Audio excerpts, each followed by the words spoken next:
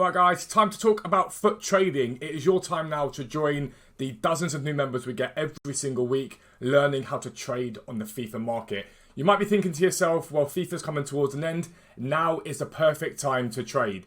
It's when the market is the most consistent, there's not too much jumping up and down, and it allows you to basically focus on how the market goes up and down, and you're able to then make a lot of coins very quickly. You can then use the knowledge you've gained now to apply that to FIFA 23 and gain yourself a massive head start on everyone else when you're able to build the best teams on the game. So check out the website, but for now, let's get into the video. Yo, what is up guys? Welcome back to a brand new video with me, Fuzzball40. As always, if you're new around here, make sure you subscribe down below and make sure notifications are turned on so you never miss an upload. If you are new, do subscribe for your chance to win via PayPal. We're going to be doing another giveaway that we did basically today. We drew it. There'll be another one. Make sure you subscribe so you know when I go live for details of how to enter. And check out Foot Trading. It's an amazing source for you guys to make a lot of coins. So check that out. Drop the like. All that awesome stuff. Help this channel to keep growing. But we're going to be talking about the final day now of the 75 times 5. And really, this is if you haven't got much time to grind out bronze packs and silver packs and do the normal grind, which is the best way of doing this. You skip out these two things basically, and we go directly to the silvers. And put them into the 75 times 5. And it's really, really easy. It's a really easy way to get them done for free. So first thing we're going to do is going to look at my transfer pile.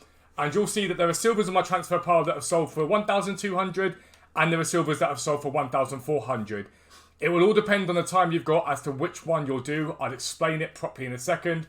But bear that in mind. Silvers do sell for that amount. Even though when you go into a transfer market, you can pick them up quite easily lower than that. So going to search silver rares in the transfer market, and you'll see that there are cards. This one will be gone probably, yeah.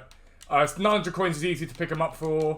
Like, you haven't got to worry about that too much. That one should be gone because it's too low. But you see these cards here. We pick them up for 900 coins relatively easy on snipes. Basically, when you look at the transfer market on FIFA, everyone assumes that because a card is selling for, so let's say theoretically silvers are selling for 1,200 overall, that you can only list them for 1,200. You don't need to do that. You can overlist them and list them in mass, basically.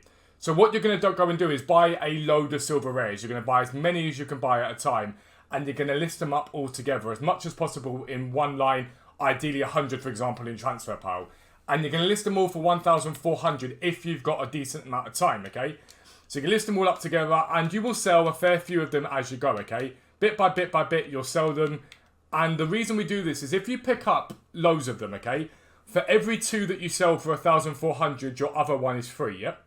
So let's say you do a transfer pile full of 100 of them and you do whatever it is, you'll get yourself a 75 times 5 pick for free, basically. It won't cost you a penny.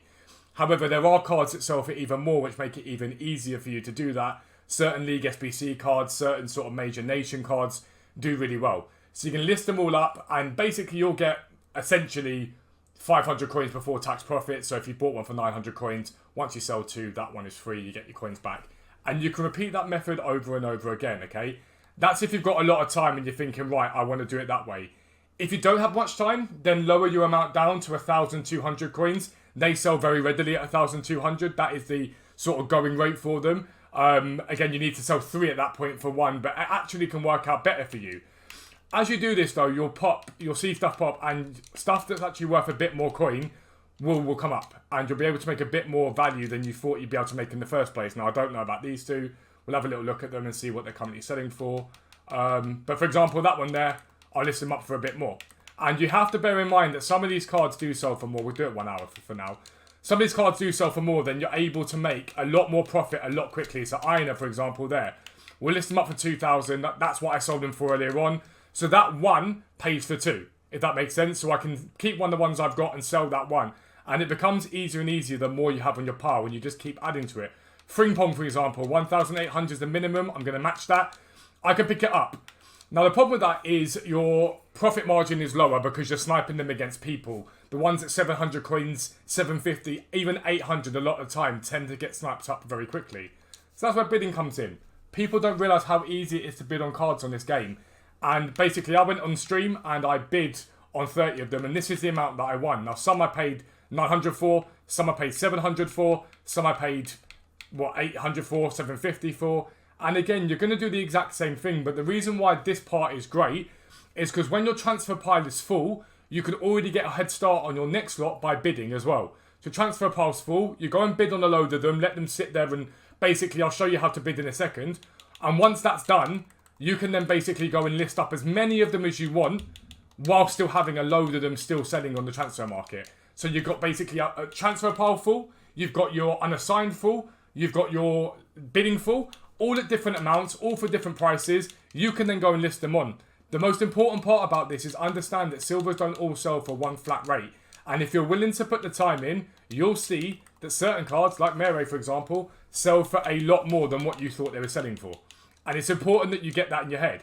What I would do if I were you guys is I'd go, right, let me write down how much I've spent. Let me write down how much I've got back. Right, I've now got 30,000 coins profit. I can keep, I don't know, 30 of these cards.